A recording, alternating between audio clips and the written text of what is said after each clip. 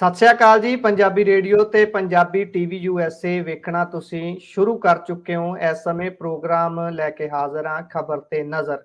ਖਬਰ ਤੇ ਨਜ਼ਰ ਪ੍ਰੋਗਰਾਮ ਦੇ ਵਿੱਚ ਵੱਖ-ਵੱਖ ਖਬਰਾਂ ਜਿਹੜੀਆਂ ਪੰਜਾਬ ਭਾਰਤ ਦੇ ਨਾਲ ਸਰੋਕਾਰ ਰੱਖਦੀਆਂ ਨੇ ਉਹਨਾਂ ਤੇ ਚਾਨਣਾ ਪਾਈਦਾ ਹੈ ਤੇ ਉਹਨਾਂ ਦਾ ਵਿਸ਼ਲੇਸ਼ਣ ਕਰਨ ਦੇ ਲਈ ਸਾਡੇ ਨਾਲ ਵਿਸ਼ੇਸ਼ ਤੌਰ ਤੇ ਮੌਜੂਦ ਰਹਿੰਦੇ ਨੇ ਮਿੰਟੂ ਗੁਰਸਰੀਆ ਜੀ। ਉਹਨਾਂ ਦਾ ਸਵਾਗਤ ਕਰਦੇ ਹਾਂ ਤੇ ਫਿਰ ਇੱਕ-ਇੱਕ ਕਰਕੇ ਵੱਖ-ਵੱਖ ਖਬਰਾਂ ਤੇ ਉਹਨਾਂ ਦਾ ਵੇਰਵਾ ਉਹਨਾਂ ਤੋਂ ਜਾਣਾਂਗੇ। ਸਤਿ ਸ਼੍ਰੀ ਅਕਾਲ ਮਿੰਟੂ ਜੀ। ਸਤਿ ਸ਼੍ਰੀ ਅਕਾਲ ਜੀ ਗੁਰਪ੍ਰੀਤ ਜੀ, ਬੜੇ ਦਿਨਾਂ ਬਾਅਦ ਤੁਹਾਡੇ ਨਾਲ ਮੁਲਾਕਾਤ ਹੋ ਰਹੀ ਹੈ। ਖੈਰ ਮਕਦਮ ਤੁਹਾਡਾ ਜੀ ਧੰਨਵਾਦ ਜੀ। ਸੋ ਆਪਾਂ ਹੁਣ ਬਿਨਾਂ ਸਮਾਂ ਗਵਾਏ ਖਬਰਾਂ ਦਾ ਰੁਖ ਕਰਦੇ ਹਾਂ ਤੇ ਵੋਟਾਂ ਦਾ ਕਹਿੰਦੇ ਵੈਸੇ ਤਾਂ ਰੌਲਾ ਚੱਲ ਰਿਹਾ ਹੈ। ਕੱਲ ਵੀ ਮੋਦੀ ਸਾਹਿਬ ਗੱਲ ਕਰ ਰਹੇ ਸੀ, ਇੱਕ ਦੇਸ਼ ਇੱਕ ਚੋਣ ਦਾ ਏਜੰਡੇ ਨੂੰ ਧੱਕਣ ਦੀ ਕੋਸ਼ਿਸ਼ ਹੋ ਰਹੀ ਸੀ ਤੇ ਹਰਿਆਣੇ 'ਚ ਚੋਣਾਂ ਆ ਗਈਆਂ ਨੇ, ਰੌਲਾ ਚੱਲਦਾ ਹੀ ਰਹਿੰਦਾ, ਇੱਧਰ ਮੁੱਕੀ ਨਹੀਂ ਦੂਜੇ ਬੰਨੇ ਸ਼ੁਰੂ ਐਲਾਨ ਹੋ ਗਿਆ ਜੀ। ਹਾਂ ਬਿਲਕੁਲ, ਜਿਨ੍ਹਾਂ ਦੇ ਅੱਧੇ ਕੁ ਰਿਸ਼ਤੇਦਾਰ ਹਰਿਆਣੇ 'ਚ ਆ ਉਹਨਾਂ ਦੀਆਂ ਮੌਜਾਂ ਹੀ ਮੌਜਾਂ ਹੈ, ਅੱਧੇ ਕੁ ਪੰਜਾਬ 'ਚ ਆ, ਫਿਰ ਉਹਨਾਂ ਨੂੰ ਉਧਰੋਂ ਫੋਨ ਆਉਂਦੇ, ਉਹਨਾਂ ਨੂੰ ਉਧਰੋਂ ਫੋਨ ਆਉਂਦੇ ਆ, ਬੱਲੇ ਹੀ ਬੱਲੇ ਆ। ਤਾਂ ਖੈਰ ਸਾਡਾ ਛੋਟਾ ਭਰਾ ਹੈ ਜੀ ਹਰਿਆਣਾ, ਹੁਣ ਉਹ ਇਲੈਕਸ਼ਨ 'ਚ ਜਾਣਗੇ ਤਾਂ ਜਿਹਦੇ ਵਿੱਚ ਆਪਣੇ ਸਿੱਖ ਵੀ ਬਹੁਤ ਵੱਡਾ ਰੋਲ ਅਦਾ ਕਰਦੇ ਆ, ਬਹੁਤ ਵੱਡੀ ਗਿਣਤੀ ਹੈ, ਪੰਜਾਬੀਆਂ ਦੀ ਬਹੁਤ ਵੱਡੀ ਗਿਣਤੀ, ਪੰਜਾਬੀ ਬੋਲਣ ਵਾਲਿਆਂ ਦੀ ਹਰਿਆਣੇ ਦੇ ਵਿੱਚ। ਆਪਣੇ ਵਿੱਚੋਂ ਨਿਕਲਿਆ ਸੂਬਾ ਤੇ ਬਹੁਤ ਸਾਰੀ ਆਡੀਅנס ਦੇ ਵਿੱਚੋਂ ਵੀ ਬਹੁਤ ਸਾਰੇ ਹਰਿਆਣਵੀ ਹੁੰਦੇ ਆ, ਮਤਲਬ ਕਿ ਹਰਿਆਣੇ ਦੇ ਰਹਿਣ ਵਾਲੇ। ਇਨਫੈਕਟ ਪਹਿਲਾਂ ਮੈਸੇਜ ਆਉਂਦੇ ਹੁੰਦੇ ਸੀ ਕਿ ਪੰਜਾਬੀ ਰੇਡੀਓ ਯੂਐਸ ਤੇ ਤੁਸੀਂ ਹਰਿਆਣੇ ਦੀ ਖਬਰ ਇੱਕ ਅੱਧੀ ਜ਼ਰੂਰ ਲਿਆ ਕਰੋ। ਖੈਰ ਗੱਲ ਇਹ ਆ ਕਿ ਅੱਜ ਚੋਣ ਕਮਿਸ਼ਨ ਨੇ ਤਰੀਕਾਂ ਦਾ ਐਲਾਨ ਕਰ ਦਿੱਤਾ ਤੇ ਇਸ ਸਕੈਜੂਅਲ ਦੇ ਮੁਤਾਬਕ ਜੋ ਰਿਜ਼ਲਟ ਆਉਣਾ ਉਹ ਗੁਰਪ੍ਰੀਤ ਜੀ 4 ਅਕਤੂਬਰ ਨੂੰ ਆਉਣਾ ਹੈ। ਠੀਕ ਹੈ ਜੀ। ਤੇ ਕਿਉਂਕਿ 2 ਰਾਜਾਂ ਦਾ ਇਲੈਕਸ਼ਨ ਇਕੱਠਾ ਹੋਏਗਾ, ਜੰਮੂ ਐਂਡ ਕਸ਼ਮੀਰ ਤੇ ਇਸ ਤੋਂ ਇਲਾਵਾ ਹਰਿਆਣਾ। ਹੁਣ ਆਪਾਂ ਦੋਵਾਂ ਤੇ ਕਿਉਂ ਮਤਲਬ ਕਿ ਇਹਨਾਂ ਨੇ ਡਿਕਲੇਰੇਸ਼ਨ ਕੀਤੀ ਹੈ ਉਹਦੇ ਤੇ ਬਾਅਦ ਚ ਆਉਂਦੇ ਆ। ਤਾਂ ਬਹਰਹਾਲ ਆਪਾਂ ਥੋੜਾ ਜਿਹਾ ਦੇਖ ਲਈਏ ਕਿ 90 ਸੀਟਾਂ ਉੱਥੇ ਨੇ, 90 ਸੀਟਾਂ ਉੱਥੇ ਨੇ ਇਤਫਾਕਨ। ਰਿਜ਼ਲਟ ਸੇਮ ਡੇਟ ਆ। ਤੇ ਜੇ ਆਪਾਂ ਫੇਜ਼ ਦੇਖੀਏ ਤਾਂ ਜੰਮੂ ਕਸ਼ਮੀਰ ਦਾ ਫੇਜ਼ ਹੈ ਜਿਹੜਾ ਉਹ 18 ਸਤੰਬਰ ਦਾ, 25 ਸਤੰਬਰ ਦਾ, 1 ਅਕਤੂਬਰ ਦਾ। ਉਹਦਾ ਕਾਰਨ ਇਹ ਹੈ ਕਿ 3 ਫੇਜ਼ ਦੇ ਵਿੱਚ ਸੀਟਾਂ ਬਰੋਬਰ ਨੇ। ਸਵਾਲ ਉੱਠੇਗਾ ਨਾ ਜਦ 90-90 ਸੀਟਾਂ। ਇੱਕ ਤੇ ਇਹ ਕਿ ਭੂਗੋਲਿਕ ਪਰਿਸਥਿਤੀ ਦੇਖੀ ਜਾਂਦੀ ਹੈ ਨਾ ਕਿ ਆਵਾਜਾਈ, ਮਸ਼ੀਨਰੀ, ਅਮਲਾ ਫੈਲਾ, ਉਹਦਾ ਆਵਾਗਮਨ ਜਿਹੜਾ ਹੋਣਾ ਆ, ਆਵਾਜਾਈ ਜਿਹੜੀ ਹੋਣੀ ਹੈ ਉਹਦੇ 'ਚ ਵੀ ਟਾਈਮ ਲੱਗਦਾ। ਦੂਸਰਾ ਸਭ ਤੋਂ ਵੱਡਾ ਰੀਜ਼ਨ ਹੈ ਸਿਕਿਉਰਿਟੀ ਜੀ। ਇਸ ਕਰਕੇ ਇਹ 3 ਫੇਜ਼ ਦੇ ਵਿੱਚ ਇਹਨਾਂ ਨੇ ਇਲੈਕਸ਼ਨ ਕਰਵਾਇਆ। ਰਿਜ਼ਲਟ ਉਸੇ ਤਰੀਕ ਨੂੰ ਆਏਗਾ। ਹਰਿਆਣੇ ਦਾ ਜਿਹੜਾ ਕਹਿ ਲਓ ਕਿ ਇਲੈਕਸ਼ਨ ਹੈ ਉਹ ਇੱਕੋ ਦਿਨ 1 ਅਕਤੂਬਰ ਨੂੰ ਨਿਬੜ ਜਾਣਾ ਤੇ ਯਾਨੀ ਜਿਹੜਾ ਸੇਮ ਡੇਟ ਨੂੰ ਰਿਜ਼ਲਟ ਹੈ ਉਹ ਡਿਕਲੇਅਰ ਕਰ ਦੇਣਗੇ। ਤਾਂ ਬਹਰਹਾਲ ਆਪਾਂ ਬਹੁਤਾ ਵਿਸਤਾਰ ਚ ਨਹੀਂ ਜਾਵਾਂਗੇ ਕਿ ਕਦੋਂ ਨੋਮੀਨੇਸ਼ਨ ਹੋਣੀ ਹੈ, ਕਦੋਂ ਕੀ ਹੋਣਾ, ਕਦੋਂ ਕੀ ਹੋਣਾ। ਤਾਂ ਬਹਰਹਾਲ ਆਪਾਂ ਇਹ ਚੀਜ਼ ਦੇਖ ਸਕਦੇ ਆ ਕਿ ਜੰਮੂ ਐਂਡ ਕਸ਼ਮੀਰ ਉੱਥੇ ਸਥਿਤੀ ਇਹ ਆ, ਤੁਹਾਨੂੰ ਪਤਾ ਹੀ ਆ ਕਿ ਇਹਨਾਂ ਨੇ ਪਿਛਲਾ ਜਿਹੜਾ ਇਲੈਕਸ਼ਨ ਸੀ, ਕਿਉਂਕਿ ਆਪਾਂ ਬਹੁਤੇ ਅੰਕੜਿਆਂ ਚ ਜਾਈਏ ਤਾਂ ਫਿਰ ਗੱਲ ਜਿਹੜੀ ਹੈ ਨਾ ਥੋੜੀ ਦੂਰ ਤੱਕ ਚਲੇ ਜਾਂਦੀ ਹੈ। ਹਾਲੀਆ ਇਲੈਕਸ਼ਨ ਤੋਂ ਆਪਾਂ ਜੇ ਪੈਮਾਨਾ ਮੰਨੀਏ ਉਸਨੂੰ ਤਾਂ ਉੱਥੇ ਜੇ ਤੁਸੀਂ ਦੇਖੋਗੇ ਤਾਂ ਨੈਸ਼ਨਲ ਕਾਨਫਰੰਸ ਜਿਹੜੀ ਸੀ ਉਹ 36 ਸੀਟਾਂ ਆਪਣੇ ਦਮ ਤੇ ਲੈ ਗਈ ਸੀ। ਯਾਨੀ 36 ਦਾ ਭਾਵ ਇਹ ਆ ਕਿ ਸੈਗਮੈਂਟ ਜਿੱਤ ਗਈ ਸੀ। 5 ਇਹਨਾਂ ਨੇ 3 ਤਾਂ ਛੱਡ ਹੀ ਦਿੱਤੇ ਸੀਗੇ ਨਾ, ਤੁਹਾਨੂੰ ਪਤਾ ਉਮੀਦਵਾਰ ਦਿੱਤੇ ਹੀ ਨਹੀਂ ਸੀ ਘਾਟੀ ਦੇ ਵਿੱਚ, ਭਾਜਪਾ ਨੇ ਭੱਜ ਗਏ ਸੀ ਉੱਥੇ। ਤਾਂ ਬਹਰਹਾਲ ਲੀਡ ਜਿਹੜੀ ਆ ਮਤਲਬ ਕਿ ਉਹ ਜਿਨ੍ਹਾਂ ਨੇ ਅਸੈਂਬਲੀ ਚ ਲੀਡ ਬਣਾਈ, ਸੈਗਮੈਂਟ ਅਸੈਂਬਲੀ ਸੈਗਮੈਂਟ ਜਿਹੜੇ ਲੋਕ ਸਭਾ ਹਲਕੇ ਚ ਹੁੰਦੇ ਆ ਤਾਂ 36 ਬਣਦੇ ਨੇ ਨੈਸ਼ਨਲ ਕਾਨਫਰੰਸ ਦੇ, ਜਦ ਕਿ 7 ਤੁਸੀਂ ਲਾ ਲੋਗੇ ਤਾਂ ਉਹ ਕਾਂਗਰਸ ਦੇ ਬਣਦੇ, 12 ਇੰਡੀਪੈਂਡੈਂਟ। ਤਾਂ ਇਹਦਾ ਮਤਲਬ ਇਹ ਆ ਕਿ ਉੱਥੇ ਵੀ ਸਟਰਗਲ ਕਰਦੀ ਨਜ਼ਰ ਆ ਰਹੀ ਆ ਭਾਜਪਾ। ਹਾਲਾਂਕਿ ਤੁਹਾਨੂੰ ਯਾਦ ਹੋਣਾ ਹੈ ਇਹਨਾਂ ਨੇ ਕਸ਼ਮੀਰੀ ਪੰਡਤਾਂ ਦੀ ਵੋਟ ਦਾ ਹੱਕ ਖੋਹ ਲਿਆ, ਉਹਨਾਂ ਵਾਸਤੇ ਸਿਰਫ ਨੋਮੀਨੇਸ਼ਨ ਰੱਖ ਦਿੱਤੀ। ਪਰ ਕੀ ਕਰੀਏ, ਇਸ ਮੁਲਕ ਦੇ ਵਿੱਚ ਜੇ ਅਸੀਂ ਕਸ਼ਮੀਰੀ ਪੰਡਤਾਂ ਵਾਸਤੇ ਵੀ ਗੱਲ ਚੁੱਕਾਂਗੇ ਤੇ ਇਹ ਕਹਿਣਗੇ ਆਪਸ ਚ ਲੜਾਉਂਦੇ। ਪਰ ਉਹਨਾਂ ਦੀ ਨਾ ਸਿਰਫ ਹਿਜਰਤ ਹੋਈ ਉੱਥੋਂ ਬਦਕਿਸਮਤ ਲੋਕਾਂ ਦੀ, ਉਹਨਾਂ ਤੇ ਰਾਜਨੀਤੀ ਵੀ ਦਬਕੀ ਹੋਈ ਹੈ। ਤਾਂ ਖੈਰ ਇਹਨਾਂ ਨੇ ਇੱਧਰ ਜੰਮੂ ਵਾਲੀ ਸਾਈਡ ਥੋੜਾ ਆਪਦਾ ਦਬਦਬਾ ਬਣਾਇਆ ਹੈ, ਪਰ ਮੈਨੂੰ ਲੱਗਦਾ ਕਿ ਉੱਥੇ ਸਥਿਤੀ ਮੁਸ਼ਕਲ ਹੈ। ਦੂਜੀ ਚੀਜ਼ ਗੁਰਪ੍ਰੀਤ ਜੀ, ਜੇ ਹਰਿਆਣੇ ਚ ਆਉਗੀ ਤਾਂ ਹਾਲੀਆ ਹੀ ਅੰਕੜਾ ਲਵਾਂਗਾ ਮੈਂ ਇੱਥੇ, ਕੋਈ ਬਹੁਤਾ ਦਰਸ਼ਕਾਂ ਨੂੰ ਸਰੋਤਿਆਂ ਨੂੰ ਆਪਾਂ ਦੂਰ ਨਹੀਂ ਲੈ ਕੇ ਜਾਵਾਂਗੇ। ਇੱਥੇ ਬਿਲਕੁਲ ਨੈਕ ਟੂ ਨੈਕ ਫਾਈਟ ਹੋਈ ਸੀ, ਕਿਉਂਕਿ ਜੇਜੇਪੀ ਨਿਕਲ ਚੁੱਕੀ ਆ। ਦੁਸ਼ਯੰਤ ਚੌਟਾਲਾ ਦਾ ਤਾਂ ਲਗਭਗ ਸਿਆਸੀ ਕਰੀਅਰ ਅੰਤ ਵੱਲ ਵੱਧ ਚੁੱਕਾ ਹੈ। ਤਾਂ ਇਹ ਤੁਸੀਂ ਲਾ ਲਓ ਕਿ ਸ਼ਾਇਦ ਇਹਨਾਂ ਦਾ ਜਿਹੜਾ ਮੁਕਾਬਲਾ ਸੀਗਾ ਉਹ ਪਰਸੈਂਟ 1.5% ਦੇ ਮਾਰਜਨ ਦੇ ਨਾਲ ਰਿਹਾ ਸੀਗਾ, ਯਾਨੀ ਇਹਨਾਂ ਕੁ ਵੋਟ ਪਰਸੈਂਟ ਦਾ ਜਿਹੜਾ ਸੀ ਫਰਕ ਸੀ। ਪਰ ਇੱਕ ਮੇਨ ਫਰਕ ਇਹ ਸੀਗਾ ਕਿ ਆਮ ਆਦਮੀ ਪਾਰਟੀ ਤੇ ਕਾਂਗਰਸ ਉੱਥੇ ਰਲ ਕੇ ਲੜ ਰਹੇ ਸੀ, ਪਰ ਮੈਨੂੰ ਨਹੀਂ ਲੱਗਦਾ ਕਿ ਬਹੁਤਾ ਕੋਈ ਚਮਤਕਾਰੀ ਫਰਕ ਪਵੇਗਾ ਅੱਡੋ ਅੱਡ ਲੜ। ਤਾਂ ਇਹਦਾ ਮਤਲਬ ਹੈ ਕਿ ਦੋਹਾਂ ਹੀ ਸੂਬਿਆਂ 'ਚ ਭਾਜਪਾ ਦੀ ਸਾਖ ਜਿਹੜੀ ਆ ਉਹ ਦਾਅ ਤੇ ਹੈ। ਦੋਹਾਂ ਹੀ ਸੂਬਿਆਂ 'ਚੋਂ ਭਾਜਪਾ ਆਪਣੀ ਸੱਤਾ ਜਿਹੜੀ ਹੈ, ਕਿਉਂਕਿ ਉੱਥੇ ਸੱਤਾ ਦਾ ਮਤਲਬ ਇਹ ਆ ਕਿ ਗਵਰਨਰੀ ਰਾਜ ਹੈ, ਤਾਂ ਜੀ ਗਵਰਨਰੀ ਰਾਜ ਦਾ ਭਾਵ ਕੀ ਹੈ ਕਿ ਕੇਂਦਰ ਦੀ ਤਾਕਤ ਉੱਥੇ ਚੱਲਦੀ ਹੈ, ਉਹਦਾ ਅੰਤ ਹੋ ਸਕਦਾ ਹੈ। ਹਰਿਆਣੇ 'ਚ ਬਹੁਤ ਬਹੁਤ ਮੁਸ਼ਕਲ ਹੈ ਭਾਜਪਾ ਵਾਸਤੇ। ਮੈਂ ਅਸੰਭਵ ਸ਼ਬਦ ਨਹੀਂ ਇਸਤੇਮਾਲ ਕਰਾਂਗਾ, ਕਿਉਂਕਿ ਪਿਛਲੀ ਵਾਰੀ ਵੀ ਇਹਨਾਂ ਨੂੰ ਮੈਂਡੇਟ ਤਾਂ ਦਿੱਤਾ ਨਹੀਂ ਸੀ ਲੋਕਾਂ ਨੇ, ਤਾਂ ਫਿਰ ਜੁਗਾੜਬੰਦੀ ਤੁਹਾਨੂੰ ਪਤਾ ਇਹ ਸਾਡੇ ਮੀਡੀਆ ਤੇ ਇਹ ਚਨਕੀਆ ਜੀ, ਚਨਕਿਆ ਚਨਕਿਆ ਨਹੀਂ, ਇਹ ਜਗਾੜੂ ਚਨਕਿਆ ਹੈ। ਤਾਂ ਐਵੇਂ ਮਤਲਬ ਕਿ ਚੱਕ ਕੇ ਤੇ ਇਧਰੋਂ ਉਧਰੋਂ ਜਗਾੜ ਲਾ ਲੈਂਦਾ, ਇਸ ਕਰਕੇ ਇਹਨੂੰ ਚਨਕਿਆ ਕਹਿੰਦੇ ਆ। ਵਿੱਚ ਆਣ ਚੱਕ ਪੈਂਦਾ, ਚੱਕ ਕੇ ਲੈ ਜਾਂਦਾ। ਤਾਂ ਗੱਲ ਇਹ ਆ ਕਿ ਇਹਨਾਂ ਨੇ ਮਹਾਰਾਸ਼ਟਰ ਦਾ ਐਲਾਨ ਨਹੀਂ ਕੀਤਾ।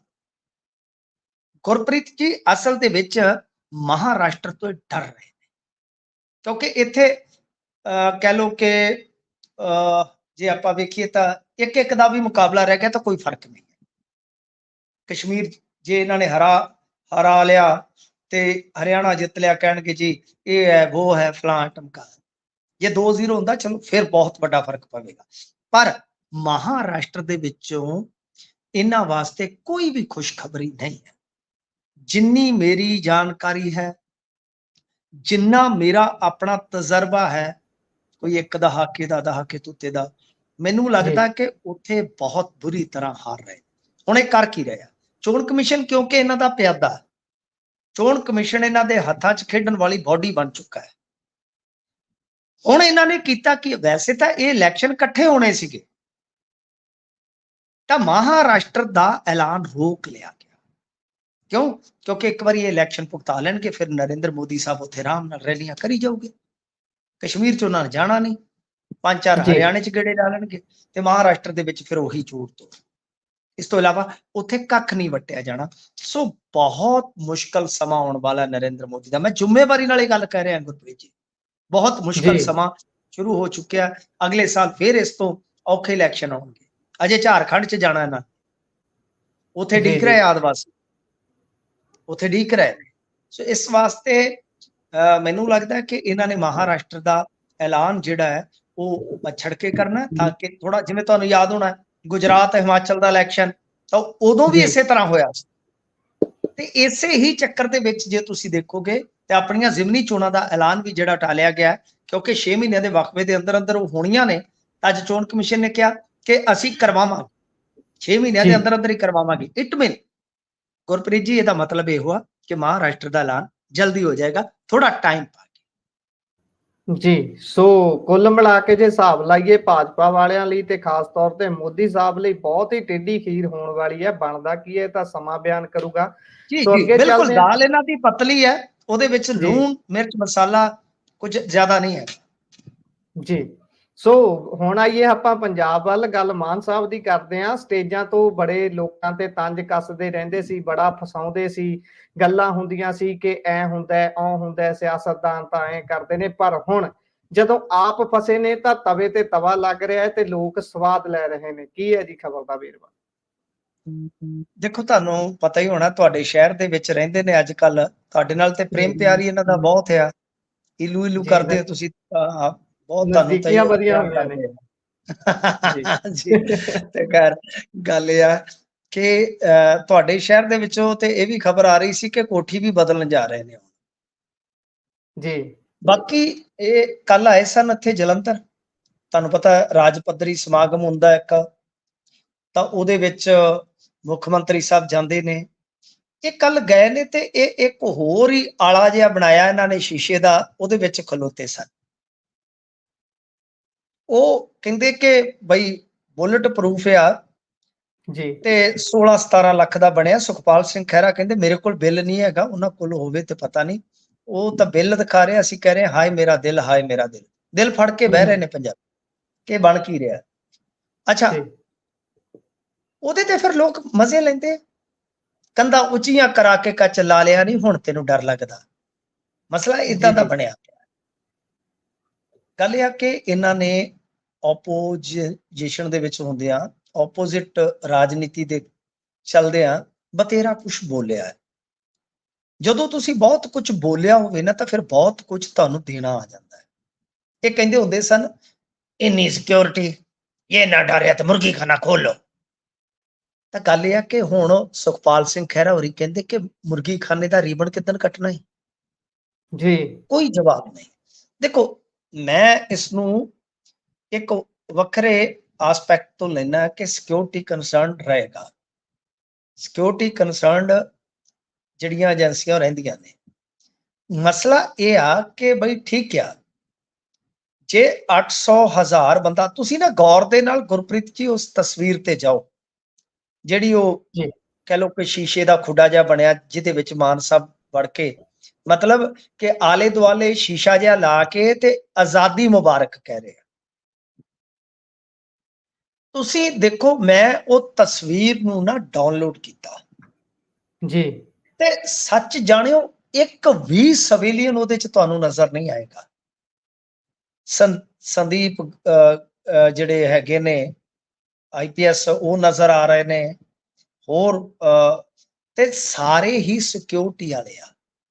ਜੇ ਜੀ ਮੈਂ ਮੋਟਾ ਜਿਹਾ ਅੰਦਾਜ਼ਾ ਲਾਵਾਂ ਤੇ 20 ਜਣੇ ਉਸ ਫਰੇਮ ਚ ਆਏ ਨੇ, 20 ਦੇ 20 ਸਿਕਿਉਰਿਟੀ ਵਾਲੇ ਆ। ਇਟ ਮੀਨ ਜੀ ਕਿ ਸਿਕਿਉਰਿਟੀ ਦਾ ਘੇਰਾ ਬਹੁਤ ਟਾਈਟ ਹੈ। ਤਾਂ ਵੀ ਬਈ ਇਹ ਬੁਲਟ ਪ੍ਰੂਫ ਕੈਬਨ ਇਸਤੇਮਾਲ ਕਰ ਰਹੇ ਨੇ, ਤਾਂ ਇਹਦਾ ਮਤਲਬ ਹੈ ਕਿ ਮਾਨ ਸਾਹਿਬ ਦੀ ਜਾਨ ਨੂੰ ਖਤਰਾ ਹੈ। ਹੁਣ ਅਸੀਂ ਮੁੱਖ ਮੰਤਰੀ ਦੇ ਤੌਰ ਤੇ ਕਹਿੰਦੇ ਆ ਕਿ ਮਾਨ ਸਾਹਿਬ ਦਾ ਵਾਲ ਵਿੰਗਾ ਨਹੀਂ ਹੋਣਾ ਚਾਹੀਦਾ, ਠੀਕ ਹੈ, ਪਰ ਮੈਨੂੰ ਲੱਗਦਾ ਹੈ ਕਿ ਉਹ ਜਿਵੇਂ ਇੱਕ ਤੇ ਗਾਣਾ ਸੀ ਨਾ, ਲੱਡੂਆਂ ਦਾ ਡੱਬਾ ਲੈ ਜਾ ਖਾਲੀ ਮੋੜ ਕੇ, ਭੇਜ ਦੇ ਲਿਫਾਫੇ ਵਿੱਚ ਜ਼ਹਿਰ ਨਹੀਂ। ਇੱਥੇ ਜੀ ਐਸਾ ਕੁਝ ਨਹੀਂ ਕਰਨਾ। ਲੱਡੂਆਂ ਦਾ ਡੱਬਾ ਅਮਿਤ ਸ਼ਾਹ ਦੇ ਘਰੇ ਲਿਜਾਣਾ ਚਾਹੀਦਾ ਮਾਨ ਸਾਹਿਬ ਨੂੰ। ਉਹ ਕਾਹਦੇ ਵਾਸਤੇ?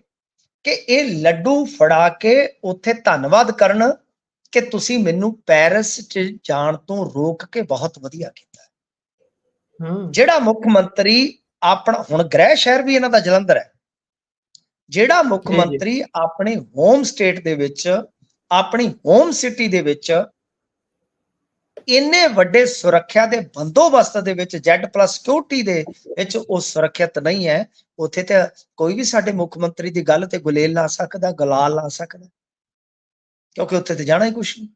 ਤਾਂ ਫਿਰ ਉਹਨਾਂ ਦਾ ਜਿਹੜਾ ਆਇਆ ਸੀ ਜਵਾਬ, ਉਹ ਸਹੀ ਸੀਗਾ ਕਿ ਭਾਈ ਇਹਨਾਂ ਨੇ ਸ਼ੁੱਕਰਵਾਰ ਨੂੰ ਦੱਸਿਆ, ਇਨਫੋਰਮ ਕੀਤਾ ਆ, ਤੇ ਅਸੀਂ ਇੰਨੀ ਜਲਦੀ ਇਹਨਾਂ ਦਾ ਸਿਕਿਉਰਿਟੀ ਪ੍ਰਬੰਧ ਨਹੀਂ ਕਰ ਸਕਦੇ ਕਿਉਂਕਿ Z+ ਪ੍ਰੋਟੈਕਟੀ ਨੇ, ਤੇ ਭਾਈ ਇਹ ਅੰਡਰ ਥ੍ਰੈਟ ਨੇ। ਤਾਂ ਇਹਦਾ ਮਤਲਬ ਕਿ ਅੰਡਰ ਥ੍ਰੈਟ ਉਹਨਾਂ ਨੇ ਸਹੀ ਕਿਹਾ ਸੀਗਾ ਕਿ ਅੱਜ ਇਹਨਾਂ ਨੂੰ ਇਹ ਸ਼ੀਸ਼ੇ ਵਾਲਾ ਜਿਹੜਾ ਆਲਾ ਜਿਹਾ ਬਣਾ ਕੇ ਉਹਦੇ ਚੋਂ ਸਪੀਚ ਦੇਣੀ ਪਈ ਆ। ਅੰਡਰ ਥ੍ਰੈਟ ਜ਼ਰੂਰ ਨੇ, ਪਰ ਪੈਰਿਸ ਦੇ ਵਿੱਚੋਂ ਇਹਨਾਂ ਨੂੰ ਕਹਿ ਲਓ ਕਿ ਜਾਣ ਤੋਂ ਰੋਕ ਕੇ ਤੇ ਸਹੀ ਕੀਤਾ। ਮੈਨੂੰ ਤੇ ਇਹੋ ਜਾਪਦਾ ਕਿ ਜੇ ਆਪਾਂ ਇਹ ਮੰਨ ਲਈਏ ਕਿ ਜੇ ਇਹ ਅੰਡਰ ਥ੍ਰੈਟ ਆ, ਤਾਂ ਫਿਰ ਇਹਨਾਂ ਦਾ ਪੈਰਿਸ ਜਾਣਾ ਠੀਕ ਨਹੀਂ ਸੀ, ਕਿਉਂਕਿ ਉੱਥੇ ਵੀ ਖਤਰਾ ਹੋ ਸਕਦਾ ਸੀਗਾ।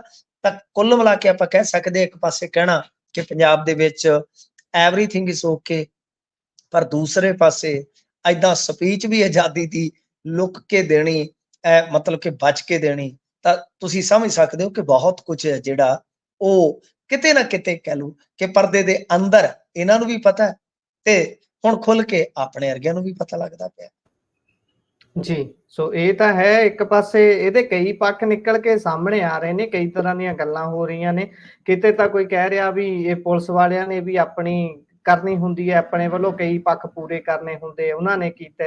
ਕੁਝ ਕਹਿ ਰਹੇ ਨੇ ਕਿ ਕਿਸੇ ਤਰੀਕੇ ਨਾਲ, ਪਰ ਦੂਸਰੇ ਪਾਸੇ ਆਪਾਂ ਉਹ ਵੀ ਪੱਖ ਦੇਖਦੇ ਆ ਨਾ, ਜਦੋਂ ਮੁੱਖ ਮੰਤਰੀ ਦੀ ਚੰਡੀਗੜ੍ਹ ਵਾਲੀ ਕੋਠੀ ਮੂਹਰਲਾ ਰਸਤਾ ਖੋਲਣ ਦੀ ਗੱਲ ਹੁੰਦੀ ਹੈ, ਉਦੋਂ ਕੋਰਟ 'ਚ ਜਾ ਕੇ ਕੀ ਕੁਝ ਇਹਨਾਂ ਵੱਲੋਂ ਕਿਹਾ ਜਾਂਦਾ ਹੈ। ਤੇ ਫਿਰ ਬੀਤੇ ਦਿਨ ਹੀ ਇਹ ਜਲੰਧਰ ਦੇ ਵਿੱਚ ਚੋਣ ਜਿੱਤੇ ਨੇ, ਤੇ ਜੇ ਤਾਂ ਹਰਮਨ ਪਿਆਰੇ ਇੱਥੇ ਹੋਣ ਤਾਂ ਫੇਰ ਤਾਂ ਇਹਨਾਂ ਨੂੰ ਲੋੜ ਹੀ ਨਾ ਪਵੇ, ਪਰ ਹੁਣ ਕਿੱਥੇ ਕਿੱਥੇ ਚੱਕੀ ਫਿਰਨਗੇ ਉਹ। ਨਹੀਂ, ਦੇਖੋ ਬਿਲਕੁਲ ਅਸੀਂ ਉਹੀ ਤਾਂ ਕਹਿ ਰਹੇ ਹਾਂ ਨਾ ਗੁਰਪ੍ਰੀਤ ਜੀ, ਪੁਲਿਸ ਨੂੰ ਇਨਪੁਟ ਮਿਲੀ ਹੋਏਗੀ, ਕਿਉਂਕਿ ਇਹ ਉਹ ਮੁੱਖ ਮੰਤਰੀ ਆ ਜਿਹੜੇ ਪਹਿਲੇ ਮੁੱਖ ਮੰਤਰੀ ਬਣੇ ਆ ਜਿਨ੍ਹਾਂ ਨੇ ਬੁਲਟ ਪ੍ਰੂਫ ਕੈਬਨ ਦੇ ਵਿੱਚ ਪੰਜਾਬ 'ਚ, ਯਾਨੀ ਇਹ ਸਪੀਚ ਦਿੱਤੀ ਇੰਡੀਪੈਂਡੈਂਸ ਡੇ ਤੇ। ਤਾਂ ਇਹਦਾ 70 ਮਤਲਬ ਕਿ ਸਾਲਾਂ 'ਚ ਇਹ ਵੀ ਬਹੁਤ ਵੱਡਾ ਪਹਿਲੀ ਵਾਰੀ ਥ੍ਰੈਟ ਹੈ। ਹੋਇਆ। ਹਾਂਜੀ, ਬਹੁਤ ਵੱਡਾ ਥ੍ਰੈਟ ਹੈ। ਤਾਂ ਫਿਰ ਤੁਸੀਂ ਜੀ, ਉੱਥੇ ਪੈਰਿਸ ਦੇ ਵਿੱਚ ਜਾ ਕੇ ਸੁੱਕੇ ਮੁੜ ਆਉਂਦੇ, ਸਾਨੂੰ ਇਸੇ ਗੱਲ ਦਾ ਤੇ ਖਤਰਾ ਸੀ। ਇਸੇ ਜੀ, ਗੱਲ ਦਾ ਜੀ, ਖਤਰਾ ਫਿਰ ਏਜੰਸੀਆਂ ਨੂੰ ਸੀ। ਤਾਂ ਜੀ, ਇਹਦਾ ਮਤਲਬ ਕਿ ਤੁਹਾਨੂੰ ਟਿਕਾ ਕੇ ਬਿਠਾਉਣਾ ਜਿਹੜਾ ਵਾਜਬ ਸੀ, ਵਾਜਬ ਸੀ। ਜੀ, ਜੀ। ਸੋ ਅਗਲੀ ਖਬਰ ਦਾ ਆਪਾਂ ਰੁਖ ਕਰਦੇ ਹਾਂ। ਕਮੇਟੀ ਨੇ ਕੀਤਾ ਐਲਾਨ, ਆਖਰੀ ਵਾਰ ਮਿਲਾਂਗੇ ਰਾਸ਼ਟਰਪਤੀ ਨੂੰ ਜੀ। ਦੇਖੋ, ਐਸਜੀਪੀਸੀ ਨੇ ਅੱਜ ਕੁਝ ਫੈਸਲੇ ਲਏ ਆ। ਇਹਨਾਂ ਚੋਂ ਇੱਕ ਫੈਸਲਾ ਬੜਾ ਦਿਲਚਸਪ ਆ, ਬੜਾ ਮਹੱਤਵਪੂਰਨ ਫੈਸਲਾ ਹੈ ਕਿ ਬਈ ਗੱਲ ਇਹ ਆ ਕਿ ਜਰਮਨ ਸਿੰਘ ਨੂੰ ਇਹਨਾਂ ਨੇ, ਵੈਸੇ ਉਹ ਜਰਮਨਪ੍ਰੀਤ ਆ ਬਾਲ ਸਾਹਿਬ, ਉਹਨੂੰ ਇੱਕ ਤੇ ਕਿਹਾ ਕਿ ਅਸੀਂ ਸਨਮਾਨਿਤ ਕਰਾਂਗੇ 1 ਲੱਖ ਰੁਪਏ ਰਾਸ਼ੀ ਦੇ ਨਾਲ। ਦੁਬਾਰਾ ਚੈੱਕ ਕਰ ਲੈਣਾ ਮੈਂ, ਸ਼ਾਇਦ 5 ਲੱਖ ਕਿਹਾ ਹੈ। ਹਾਂ ਜੀ, 5 ਲੱਖ ਜੀ, ਤਾਂ 5 ਲੱਖ ਨਾਲ ਜਰਮਨਪ੍ਰੀਤ ਸਿੰਘ ਬੱਲ ਦਾ ਸਨਮਾਨ ਕੀਤਾ ਜਾਏਗਾ। ਪੰਜਾਬੀ ਰੇਡੀਓ ਯੂਐਸ ਤੇ ਆਪਾਂ ਮੰਗ ਕੀਤੀ ਸੀਗੀ, ਆਪਾਂ ਅਪੀਲ ਜੀ, ਕੀਤੀ ਸੀਗੀ, ਤੇ ਮੇਰੇ ਖਿਆਲ ਦੇ ਨਾਲ ਸ਼ਾਇਦ ਅਸੀਂ ਅਦਾਰਿਆਂ ਚੋਂ ਪਹਿਲੇ ਹੋਵਾਂਗੇ ਜਿਨ੍ਹਾਂ ਨੇ ਇਹ ਮੰਗ ਉਠਾਈ ਸੀਗੀ ਬਾ ਅਦਬ ਕਿ ਬਈ ਇਹਨਾਂ ਨੂੰ ਜ਼ਰੂਰ ਸਨਮਾਨਿਤ ਕਰਨਾ ਚਾਹੀਦਾ ਹੈ। ਖਾਸ ਤੌਰ ਤੇ ਮੈਂ ਤੇ ਕਿਹਾ ਸੀਗਾ ਸਰਬਜੋਤ ਸਿੰਘ ਨੂੰ ਵੀ ਬੁਲਾਓ, ਪਰ ਜੀ, ਜਰਮਨਪ੍ਰੀਤ ਸਿੰਘ ਬੱਲ ਦੀ ਖੇਡ, ਜਰਮਨਪ੍ਰੀਤ ਸਿੰਘ ਬੱਲ ਦਾ ਜੋ ਸਿੱਖੀ ਪ੍ਰਤੀ ਪ੍ਰੇਮ ਮੋਹ ਹੈ, ਕਹਿ ਲਓ। ਜੀ, ਉਹਦਾ ਸਨਮਾਨ ਜਿਹੜਾ ਹੋਣਾ ਚਾਹੀਦਾ। ਦੋਨੇ ਚੀਜ਼ਾਂ ਨੇ, ਕੱਲਾ ਜੀ, ਇਹ ਨਹੀਂ ਹੈ ਕਿ ਉਹ ਸਿੱਖੀ ਸਰੂਪ ਦੇ ਵਿੱਚ ਹੈ ਮੁੰਡਾ, ਬਾ ਕਮਾਲ ਖਿਡਾਰੀ ਹੈ, ਜੁਝਾਰੂ ਆਦਮੀ ਹੈ। ਸੋ ਜੀ, ਇਹ ਜੀ, ਬਹੁਤ ਅੱਛਾ ਫੈਸਲਾ ਹੈ। ਮੈਂ ਐਸਜੀਪੀਸੀ ਦੇ ਇਸ ਫੈਸਲੇ ਵਾਸਤੇ ਸ਼ੁਕਰੀਆ ਵੀ ਕਰਦਾ। ਫਿਰ ਇਹਨਾਂ ਨੇ ਇੱਕ ਉਦਮ ਹੋਰ ਕੀਤਾ, ਕਹਿੰਦੇ ਕਿ ਲੰਗਰ ਹਾਲ ਦੇ ਵਿੱਚ ਜੋ ਸੇਵਾਦਾਰ ਪਿਛਲੇ ਹਫ਼ਤੇ ਚੱਲ ਵਸੇ ਸਨ ਸੇਵਾ ਦੇ ਦੌਰਾਨ, ਤਾਂ ਉਹਦੇ ਵਿੱਚ ਇਹਨਾਂ ਨੇ 5 ਲੱਖ ਰੁਪਏ ਦੀ ਰਾਸ਼ੀ ਇਮਦਾਦੀ ਅਤੇ ਪਰਿਵਾਰ ਦੇ ਇੱਕ ਮੈਂਬਰ ਨੂੰ ਨੌਕਰੀ ਦਾ ਐਲਾਨ ਕੀਤਾ ਹੈ। ਨਾਲ ਜੀ, ਇਹਨਾਂ ਨੇ ਇੱਕ ਗੱਲ ਕਹੀ ਹੈ ਕਿ ਦੇਖੋ, ਬਲਵੰਤ ਸਿੰਘ ਰਾਜੋਆਣਾ ਦੀ ਜਿਹੜੀ ਪੈਂਡਿੰਗ ਪਈ ਅਪੀਲ ਆ, ਅਸੀਂ ਉਹਦੇ ਮੁਤਲਕ ਲਾਸਟ ਵਾਰੀ ਯਾਨੀ ਆਖਰੀ ਵਾਰ ਰਾਸ਼ਟਰਪਤੀ ਨੂੰ ਮਿਲਣਾ ਹੈ ਤੇ ਉਸ ਤੋਂ ਬਾਅਦ ਫਿਰ ਫੈਸਲਾ ਜਿਹੜਾ ਉਹ ਪੰਥ ਤੇ ਛੱਡ ਦਿੱਤਾ ਜਾਏਗਾ। ਤੁਹਾਨੂੰ ਯਾਦ ਹੋਣਾ ਹੈ ਕਿ ਬੀਤੇ ਦਿਨੀ ਧਾਮੀ ਸਾਹਿਬ ਅਤੇ ਸਿੰਘ ਸਾਹਿਬ ਗਿਆਨੀ ਰਘਵੀਰ ਸਿੰਘ ਇਹ ਪਟਿਆਲਾ ਜੇਲ੍ਹ ਦੇ ਵਿੱਚ ਮੁਲਾਕਾਤ ਕਰਕੇ ਆਏ ਸਨ ਬਲਵੰਤ ਸਿੰਘ ਰਾਜੋਆਣਾ ਦੇ ਨਾਲ। ਇਹਦਾ ਮਤਲਬ ਹੈ ਕਿ ਉਹ ਇੱਕ ਮੁਲਾਕਾਤ ਨਹੀਂ, ਉਹ ਇੱਕ ਮੀਟਿੰਗ ਹੀ ਹੋਈ ਹੈ ਤੇ ਉਸ ਤੋਂ ਬਾਅਦ ਇਹ ਤੈਅ ਕੀਤਾ ਗਿਆ, ਨਿਰਣਾ ਲਿਆ ਗਿਆ ਕਿ ਜੀ, ਇਹ ਅਪਰੋਚ ਕਰਨਗੇ ਰਾਸ਼ਟਰਪਤੀ ਬੀਬੀ ਮੁਰਮੂ ਤੱਕ। ਅਗਰ ਉਹ ਕੋਈ ਸੁਣਵਾਈ ਨਹੀਂ ਕਰਦੇ ਜਾਂ ਸਮਾਂ ਨਹੀਂ ਦਿੰਦੇ ਤੇ ਉਸ ਤੋਂ ਬਾਅਦ ਫਿਰ ਫੈਸਲਾ ਜਿਹੜਾ ਉਹ ਕੌਮ ਦੀ ਕਚਹਿਰੀ 'ਚ ਰੱਖ ਦਿੱਤਾ ਜਾਏਗਾ, ਪੰਥ ਦੀ ਕਚਹਿਰੀ 'ਚ ਰੱਖ ਦਿੱਤਾ ਜਾਏਗਾ ਕਿ ਹੁਣ ਕੀ ਜੀ, ਕੀਤਾ ਜਾਵੇ। ਤਾਂ ਕੁੱਲ ਮਿਲਾ ਕੇ ਇਹ ਥੋੜਾ ਰਣਨੀਤਿਕ ਵੀ ਆ, ਰਾਜਨੀਤਿਕ ਵੀ ਆ, ਕਿਉਂਕਿ ਤੁਹਾਨੂੰ ਪਤਾ ਹੀ ਆ ਐਸਜੀਪੀਸੀ ਇਲੈਕਸ਼ਨ ਵਾਸਤੇ ਤਿਆਰੀਆਂ ਅੰਮ੍ਰਿਤਪਾਲ ਸਿੰਘ ਦੇ ਧੜੇ ਨੇ ਖੂਬ ਆਰੰਭੀਆਂ ਹੋਈਆਂ ਨੇ। ਸੋ ਇਸ ਜੀ, ਵਾਸਤੇ ਦੋਨੇ ਚੀਜ਼ਾਂ ਨੇ, ਕਿਉਂਕਿ ਬਲਵੰਤ ਸਿੰਘ ਰਾਜੋਆਣਾ ਦੀ ਅਪੀਲ ਬਹੁਤ ਲੰਮੇ ਸਮੇਂ ਤੋਂ ਪੈਂਡਿੰਗ ਪਈ ਹੈ। ਇਹ ਤੱਥ ਜਿਹੜਾ ਹੈ ਉਹਦੇ ਤੋਂ ਕੋਈ ਮੁਨਕਰ ਨਹੀਂ ਹੋ ਸਕਦਾ। ਪਰ ਆਪਾਂ ਨੂੰ ਪਤਾ ਕਿ ਸਮੇਂ ਦਰ ਸਮੇਂ ਜਾਂ ਸਮੇਂ ਤੇ ਕਹਿ ਲਈਏ ਕਿ ਇਹ ਚੀਜ਼ ਉਭਾਰ ਵੀ ਹਾਸਲ ਕਰਦੀ ਹੈ ਤੇ ਉਸ ਤੋਂ ਬਾਅਦ ਢਿੱਲੀ ਵੀ ਪੈ ਜਾਂਦੀ ਹੈ।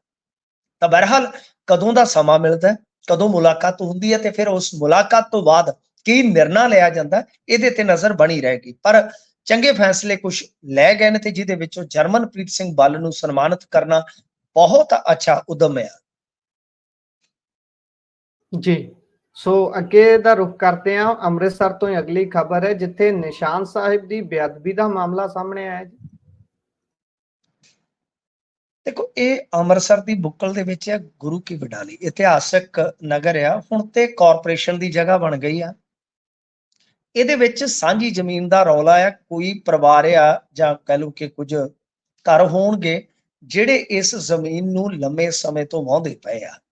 ਉਹਨਾਂ ਤੇ ਦੋਸ਼ ਆ ਕਿ ਇੱਥੇ ਪੰਚਾਇਤ ਦੀ ਸਹਿਮਤੀ ਦੇ ਨਾਲ, ਇੱਕ ਧੜੇ ਦਾ ਦੋਸ਼ ਆ ਕਥਿਤ ਤੌਰ ਤੇ ਕਿ ਪੰਚਾਇਤ ਦੀ ਸਹਿਮਤੀ ਦੇ ਨਾਲ ਇਸ ਸਾਂਝੀ ਜਗ੍ਹਾ ਪਰ ਇੱਕ ਗੁਰੂ ਘਰ ਉਸਾਰਨ ਦਾ ਫੈਸਲਾ ਲਿਆ ਗਿਆ ਸੀਗਾ, ਕਿਉਂਕਿ ਇਹਨਾਂ ਨੇ ਇਹ ਜ਼ਮੀਨ ਨੱਪ ਰੱਖੀ ਆ ਨਜਾਇਜ਼ ਢੰਗ ਦੇ ਨਾਲ। ਤੇ ਜਿਹੜਾ ਉਹ ਜੀ, ਨਿਸ਼ਾਨ ਸਾਹਿਬ ਸੀ, ਇਹਨਾਂ ਨੇ ਕਥਿਤ ਤੌਰ ਤੇ ਕਹਿ ਲਓ ਕਿ ਬੇਅਦਬੀ ਕਰਕੇ ਪੁੱਟ ਸੁੱਟਿਆ। ਵੀਡੀਓ ਵੀ ਵਾਇਰਲ ਆ। ਹਾਲਾਂਕਿ ਉੱਥੇ ਤੁਸੀਂ ਜੇ ਦੇਖੋਗੇ ਵੀਡੀਓ ਦੇ ਵਿੱਚ ਜਾ ਕੇ ਤਾਂ ਕੁਝ ਜਕਾਰਿਆਂ ਦਾ ਵੀ ਆਪਾਂ ਨੂੰ ਕਹਿ ਲਓ ਕਿ ਜ਼ਿਕਰ ਮਿਲਦਾ ਹੈ, ਜਕਾਰੇ ਵੀ ਜਿਹੜੇ ਉਹ ਬੁਲਾਏ ਜਾ ਰਹੇ ਆ। ਹੁਣ ਇੱਕ ਪਾਸੇ ਦਾ ਇਹ ਦੋਸ਼ ਆ, ਦੂਸਰੇ ਜੀ ਪਾਸੇ ਵਾਲੇ ਜਿਹੜੇ ਆ ਉਹ ਵੀ ਸਾਹਮਣੇ ਆ ਗਏ। ਹਾਲਾਂਕਿ ਤੁਹਾਨੂੰ ਪਤਾ ਫੇਸਬੁੱਕ ਦੀ ਫਿਰ ਨਿੰਦਿਆ ਇੱਕ ਪਾਸੜ ਹੁੰਦੀ ਆ, ਦੂਜਾ ਪੱਖ ਸਾਹਮਣੇ ਆਵੇ ਉਹਦਾ ਇੰਤਜ਼ਾਰ ਘੱਟ ਕੀਤਾ ਜਾਂਦਾ ਹੈ। ਹੁਣ ਦੂਜਾ ਪੱਖ ਕਹਿੰਦਾ ਕਿ ਦੇਖੋ ਅਸੀਂ ਕਈ ਦਹਾਕਿਆਂ ਤੋਂ ਇਹਦੇ ਵਾਂਦ ਆ, ਵਾਂਦਕਾਰ ਆ ਮਤਲਬ ਕਿ ਵਾਹੁਣ ਵਾਲੇ ਆ। ਸਾਡਾ ਕੇਸ ਜਿਹੜਾ ਹੈ ਉਹ ਚੱਲ ਰਿਹਾ ਹੈ ਕਾਰਪੋਰੇਸ਼ਨ ਦੇ ਨਾਲ ਕੋਰਟ ਦੇ ਵਿੱਚ, ਜੋ ਵੀ ਫੈਸਲਾ ਆਊਗਾ ਵੇਖੀ ਜਾਊਗੀ। ਪਰ ਇਹ ਕੀ ਆ ਕਿ ਪਹਿਲੀ ਨੱਪਣ ਦੇ ਨਾਮ ਤੇ ਇੱਕ ਨਿਸ਼ਾਨ ਸਾਹਿਬ ਗੜ ਦਿੰਦੇ ਆ, ਨਿਸ਼ਾਨ ਸਾਹਿਬ ਉੱਥੇ ਲਾ ਦਿੰਦੇ ਆ ਤਾਂ ਕਿ ਇਹ ਕਬਜ਼ਾ ਕਰ ਸਕਣ। ਤੇ ਉਹ ਕਹਿੰਦੇ ਕਿ ਅਸੀਂ ਅਰਦਾਸ ਕਰਕੇ ਤੇ ਬਾ ਅਦਬ ਉਹ ਨਿਸ਼ਾਨ ਸਾਹਿਬ ਹਟਾਇਆ, ਤੇ ਉਸ ਤੋਂ ਪਹਿਲਾਂ ਅਸੀਂ ਐਸਜੀਪੀਸੀ ਤੱਕ ਵੀ ਪਹੁੰਚ ਕੀਤੀ ਆ, ਸਾਡੀ ਕਿਸੇ ਨੇ ਸੁਣਵਾਈ ਨਹੀਂ ਕੀਤੀ। ਮਤਲਬ ਸਾਫ਼ ਆ ਗੁਰਪ੍ਰੀਤ ਜੀ ਕਿ ਝਗੜਾ ਜ਼ਮੀਨ ਦਾ, ਇਹ ਰੌਲੇ ਵਾਲੀ ਜ਼ਮੀਨ ਆ। ਪਰ ਮਸਲਾ ਇਹ ਆ ਕਿ ਇਸ ਗੱਲ ਦੀ ਜਾਂਚ ਹੁਣ ਚਲੋ ਪੁਲਿਸ ਤੇ ਕਰੂਗੀ ਐਸਜੀਪੀਸੀ ਨੂੰ ਵੀ, ਕਿਉਂਕਿ ਐਸਜੀਪੀਸੀ ਕੋਈ ਇਹ ਤੇ ਹੈ ਨਹੀਂ ਕਿ ਯੁਗਾਂਡਾ 'ਚ, ਐਸਜੀਪੀਸੀ ਤਾਂ ਅੰਮ੍ਰਿਤਸਰ ਸਾਹਿਬ ਵਿੱਚ ਹੀ ਹੈ ਨਾ, ਅੰਮ੍ਰਿਤਸਰ ਦੇ ਬਿਲਕੁਲ ਨਾਲ ਦਾ ਇਹ ਮਾਮਲਾ ਕਿ ਤੁਸੀਂ ਧਾਰਮਿਕ ਤੌਰ ਤੇ ਇਹ ਵੇਖੋ ਕਿ ਕੀ ਵਾਕਿਆ ਰੌਲੇ ਦੀ ਜ਼ਮੀਨ ਦੇ ਚੱਲਦਿਆਂ ਨਿਸ਼ਾਨ ਸਾਹਿਬ ਦੀ ਵਰਤੋਂ ਕੀਤੀ ਗਈ। ਪੁੱਟਣ ਵਾਲਾ ਜੇ ਗੁਨਾਹਗਾਰ ਆ, ਠੀਕ ਆ, ਪੁੱਟਣ ਵਾਲਾ ਜੇ ਗੁਨਾਹਗਾਰ ਆ ਉਹਦੇ ਤੇ ਮੁਕੱਦਮਾ ਜੇ ਹੋ ਜਾਂਦਾ ਹੈ, ਠੀਕ ਆ, ਤੁਹਾਡੀ ਜਾਂਚ ਵੀ ਉਹ ਪੈ ਜਾਂਦਾ, ਠੀਕ ਆ। ਪਰ ਜੇ ਮੰਨ ਲਓ ਇਹ ਦੋਸ਼ ਵੀ ਸਾਬਤ ਹੁੰਦਾ ਹੈ ਕਿ ਜ਼ਮੀਨ ਹਥਿਆਉਣ ਲਈ ਨਿਸ਼ਾਨ ਸਾਹਿਬ ਦੀ ਜਿਹੜੀ ਆ ਉਹ ਵਰਤੋਂ ਕਹਿ ਲਓ ਜਾਂ ਕਵਰਤੋਂ ਕਹਿ ਲਓ ਕੀਤੀ ਗਈ ਆ, ਤਾਂ ਫਿਰ ਤੇ ਸਭ ਤੋਂ ਪਹਿਲੀ ਬੇਅਦਬੀ ਉਹਨਾਂ ਦੀ ਹੈ। ਕਿਉਂ? ਕਿਉਂਕਿ ਦੂਜੀ ਧਿਰ ਦਾ ਦੋਸ਼ ਇਹ ਹੈ ਕਿ ਇਹ ਕੋਈ ਸਾਫ਼ ਸੁਥਰੀ ਜਗ੍ਹਾ ਨਹੀਂ ਹੈਗੀ, ਬਸ ਉਹਦੇ ਨਾਲ ਲੱਗਦੀ ਜਗ੍ਹਾ ਤੇ ਖਾਲੀ ਜਗ੍ਹਾ ਪਈ, ਤੁਹਾਨੂੰ ਪਤਾ ਹੀ ਆ। ਫਿਰ ਤੋ ਇਸ ਤਰ੍ਹਾਂ ਦੀ ਇਹ ਜਿਹੜੀ ਜਾਂਚ ਪੜਤਾਲ ਆ, ਮੈਂ ਕਹਿੰਦਾ ਕਿ ਐਸਜੀਪੀਸੀ ਨੂੰ ਵੀ ਆਪਣੇ ਪੱਧਰ ਤੇ ਕਰਵਾਉਣੀ ਚਾਹੀਦੀ ਆ। ਤੇ ਇਹ ਤੋਂ ਇਲਾਵਾ ਇੱਕ ਇਹਨਾਂ ਨੂੰ ਆਦੇਸ਼ ਵੀ ਸ੍ਰੀ ਅਕਾਲ ਤਖਤ ਸਾਹਿਬ ਤੋਂ ਕਰਵਾਉਣਾ ਚਾਹੀਦਾ ਹੈ, ਕਿਉਂਕਿ ਮੈਂ ਨਿੱਜੀ ਤੌਰ ਤੇ ਵੀ ਇਹ ਚੀਜ਼ਾਂ ਵੇਖੀਆਂ ਨੇ। ਤੇ ਜੇ ਕੋਈ ਕਹੇ ਕਿ ਬਈ ਕੋਈ ਸਬੂਤ, ਤੇ ਮੈਂ ਨਾਂ ਵੀ ਦੱਸ ਸਕਦਾ ਪਿੰਡ ਦੇ ਜਿੱਥੇ ਇਹ ਰੌਲੇ ਪਏ ਅੱਗੇ। ਤਾਂ ਗੱਲ ਇਹ ਆ ਕਿ ਇੱਥੇ ਹੁੰਦਾ ਕੀ ਆ ਕਿ ਜਦੋਂ ਇਸ ਤਰ੍ਹਾਂ ਦੀ ਕੋਈ ਝਗੜੇ ਵਾਲੀ ਜ਼ਮੀਨ ਹੁੰਦੀ ਹੈ ਗੁਰਪ੍ਰੀਤ ਜੀ, ਜਿਹਦਾ ਫੌ ਨਹੀਂ ਪੈਂਦਾ, ਉਹ ਕਈ ਵਾਰ ਕੀ ਹੁੰਦਾ ਕਿ ਕੁਝ ਨਿਹੰਗ ਸਿੰਘ, ਉਹ ਜਿਹੜੇ ਮਰਜ਼ੀ ਹੋ ਸਕਦੇ ਆ, ਕਿ ਉਹਨਾਂ ਨੂੰ ਇਨਵੋਲਵ ਕਰਕੇ ਤਾਂ ਇਸ ਤਰ੍ਹਾਂ ਦਾ ਕੋਈ ਨਾ ਕੋਈ ਕੰਮ ਕਰ ਦਿੰਦਾ। ਯਾਨੀ ਨਿਸ਼ਾਨ ਸਾਹਿਬ ਲਾ ਦਿੱਤਾ, ਕਿਤੇ ਆ ਕੇ ਬੈਠ ਗਏ।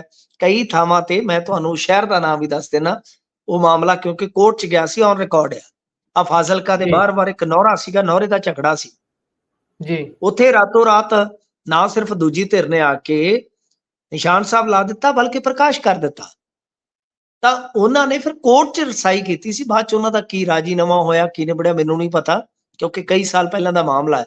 ਤਾਂ ਉਹ ਫਿਰ ਕੋਰਟ 'ਚ ਗਏ ਸਨ ਕਿ ਅਸੀਂ ਕੀ ਕਰੀਏ, ਸਾਡੀ ਜ਼ਮੀਨ ਤੇ, ਸਾਡੀ ਜਗ੍ਹਾ ਤੇ ਜਿਹਦੀ ਵਲਗਣ ਹੋਈ ਆ, ਜਿਹਦੇ ਵਿੱਚ ਸਾਡਾ ਸਮਾਨ ਪਿਆ, ਉਹਦੇ ਵਿੱਚ ਜੇ ਅਸੀਂ ਵੜਾਂਗੇ ਤਾਂ ਕੱਲ ਨੂੰ ਕੋਈ ਬੇਅਦਬੀ ਦਾ ਦੋਸ਼ ਲੱਗ ਗਿਆ, ਅਸੀਂ ਕਿੱਧਰ ਜਾਵਾਂਗੇ।